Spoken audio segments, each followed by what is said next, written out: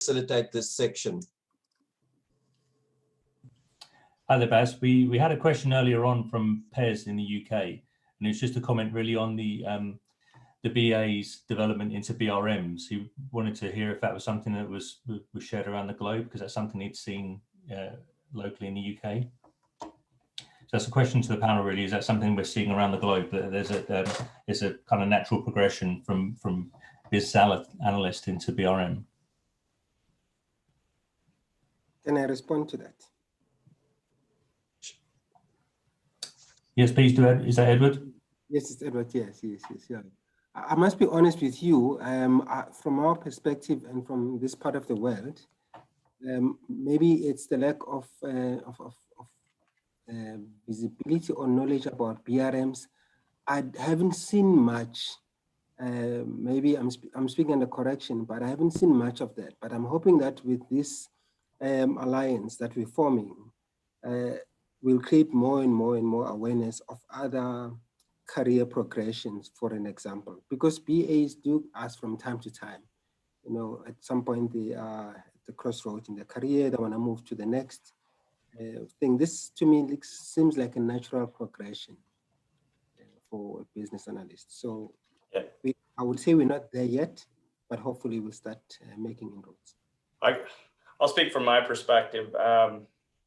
What we see trending on a global scale, BAs are either directly, indirectly reporting up through the BRM team or the BRM capability, and then working as allies, right, to deliver on different things across the organization. So from a career path, I guess, perspective, absolutely, 100%. It's a progression, right? It's the next, where do I go?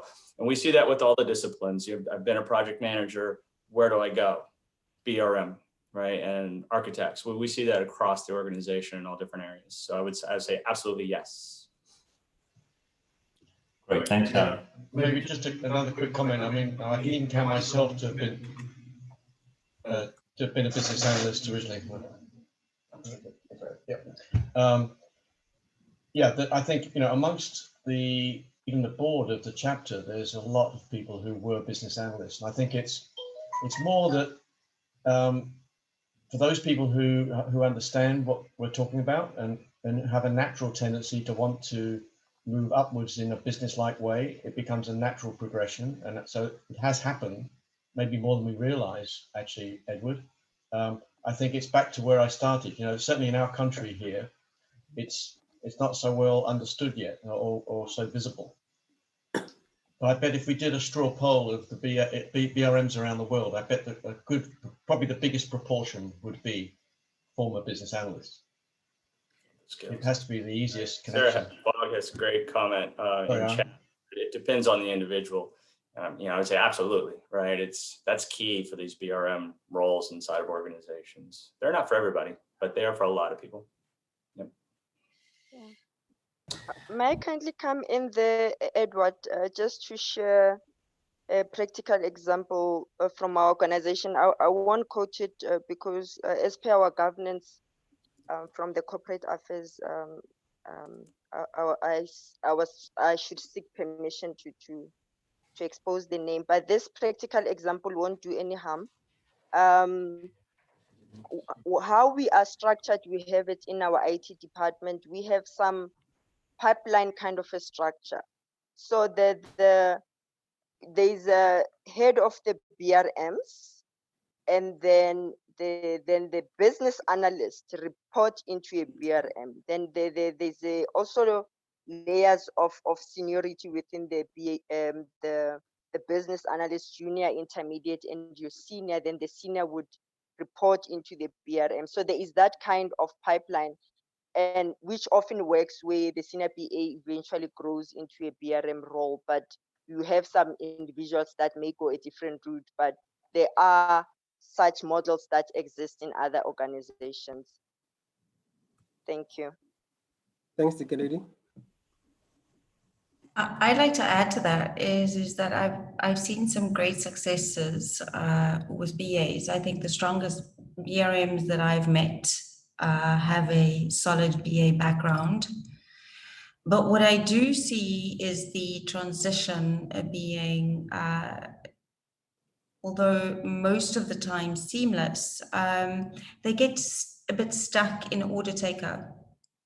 If you're aware of the maturity model, because the BA is there to go and collect requirements, not to challenge the requirement, not to, but it's more, they bring that yes mentality into the BRM, where the BRM is more about, is it right for the organization? So they take it a little step further. The transition though is quick. If the BA is more senior and has been exposed to a senior level of the organization. Dilshad, you've hit the nerve right there. The order taker part. That's what we're trying to drive very hard to get our guys to move out of that mode. But it's spot on. Thanks for putting that slide up. Just wanted to kind of bring this back up when we talk about, you know, what is a BRM made up of?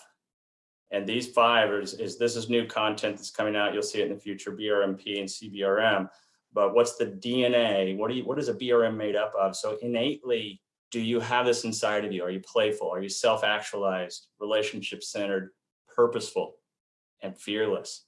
I mean, those five, you find that, you know, that somebody that's made up of that, that's your BRM. So, can a BA evolve to that? Do they, are they made up of those five areas? And that's outside the knowledge to do the role, right? The skills. This is actually the innate, what makes up a great BRM. So you can kind of one of the takeaways, something to think about. Great, thanks, Aaron. Thank you, thank you. Mark, just to add, I think that another aspect of the BRM role that we should take into account is that it's not the kind of role that you can pick up when you are, for example, just straight from varsity and you are just getting your fingers, into the waters or your feet in there. It is something that you grow into because you require a vast amount of experience before you can effectively, be in that BRM role. So for me, those are relations that you build over time. One had better understand what those entail, and you must have experienced those to be able to be a trusted advisor and grow to that maturity level as a BRM.